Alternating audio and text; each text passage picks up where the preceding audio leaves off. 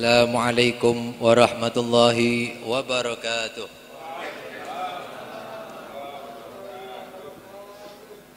Hadirin yang dimuliakan Allah, marilah sama-sama kita dengarkan manaqib ringkas dalam terjemah Indonesia yang insya Allah berkah daripada manaqib ini, berkah daripada mempelajari sejarah aulia Allah, maka seperti mengunjungi atau menziarahinya.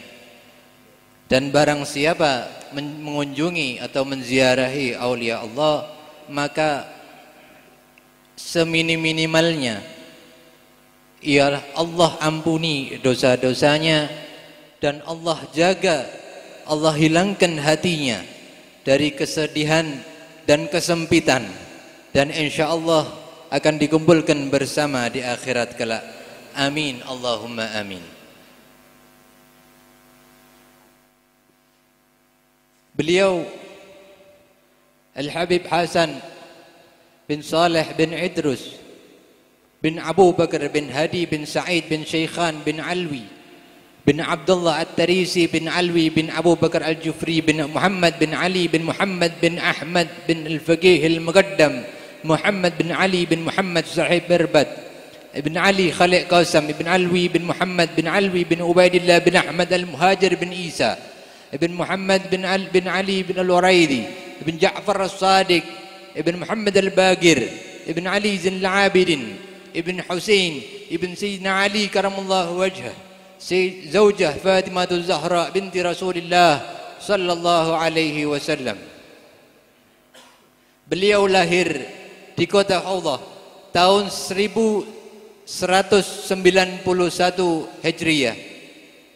Ketika berusia 2 tahun ayahnya meninggal dunia. Beliau kemudian diasuh dan dibesarkan oleh ibu dan kakaknya dan kakeknya As-Sayyid Idrus bin Abu Bakar Al-Jufri di kota Dhi Isbah. Beliau menuntut ilmu dari sejumlah ulama di zamannya, yaitu Al-Alamah Umar bin Zain bin Smith, Al-Syekh Abdullah bin Smir, Habib Umar bin Ahmad bin Hasan Al-Haddad, dan Habib Alwi bin Segaf bin Muhammad bin Umar Segaf. Syekh Fadh beliau dalam ilmu zahir wal batin adalah Al-Habib Umar bin Segaf bin Muhammad bin Umar Segaf, yang dikenal dengan pencetak para wali kutub. Beliau memiliki murid-murid yang tersebar ke berbagai penjuru dunia, timur maupun barat. Mereka menyebarluaskan ilmu-ilmu agama dan tasawuf yang telah mereka pelajari dari Al-Habib Hasan.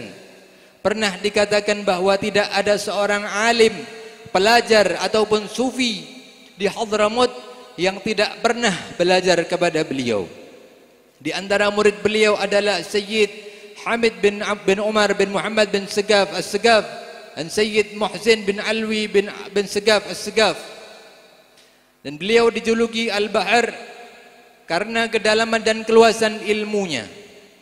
Ketika mempelajari kitab Mukhtasar At-Tuhfah langsung dari pengarangnya, beliau mengoreksi beberapa hal yang ditulis oleh gurunya sendiri, padahal usia beliau saat itu masih di bawah 20 tahun.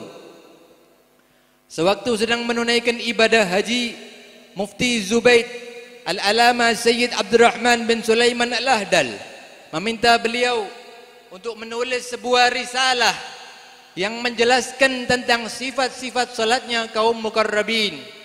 Permintaan itu beliau kabulkan, dan ternyata risalah itu membuat kagum para ulama dan kaum sufi di Hijaz dan kota-kota lain. Al-Habib Ahmad Al-Junaid bercerita bahwa ia dan Habib Hasan mengunjungi ke kediaman Sayyid Ahmad bin Idris, seorang yang sangat alim.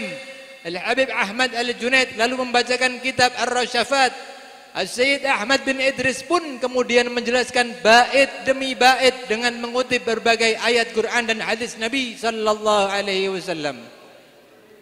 Al-Habib Hasan bin Saleh kemudian membacakan karyanya sendiri, yaitu Salatul Muqarrabin.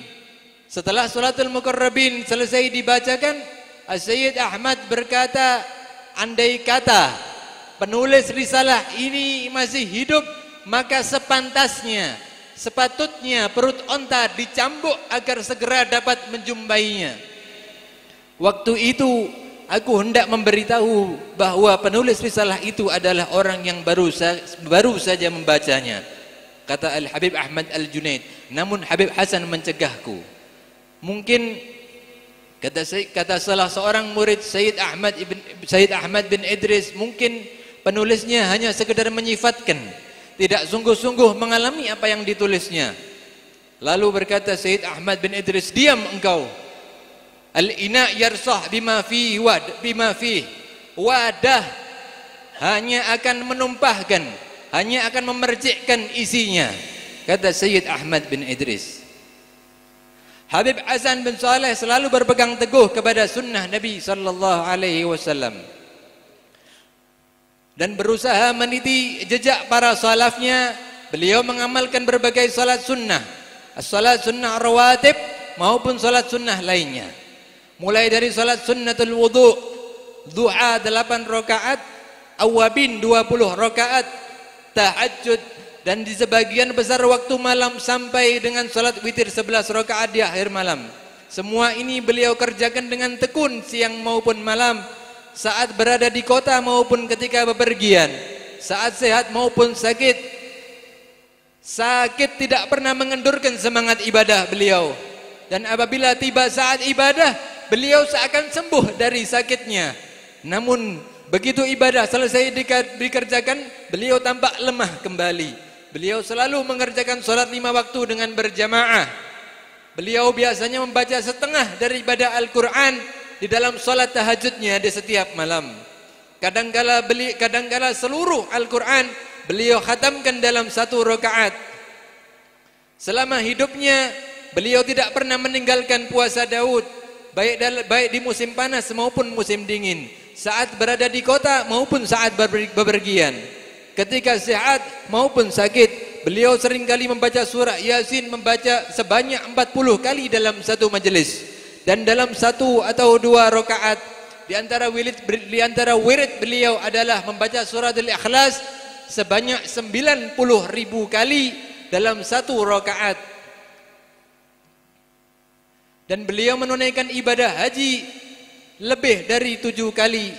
Beliau pun sering tawaf di tengah kegelapan malam sambil membaca Quran sampai waktu fajar, dan terkadang beliau mengkhatamkannya dalam semalaman.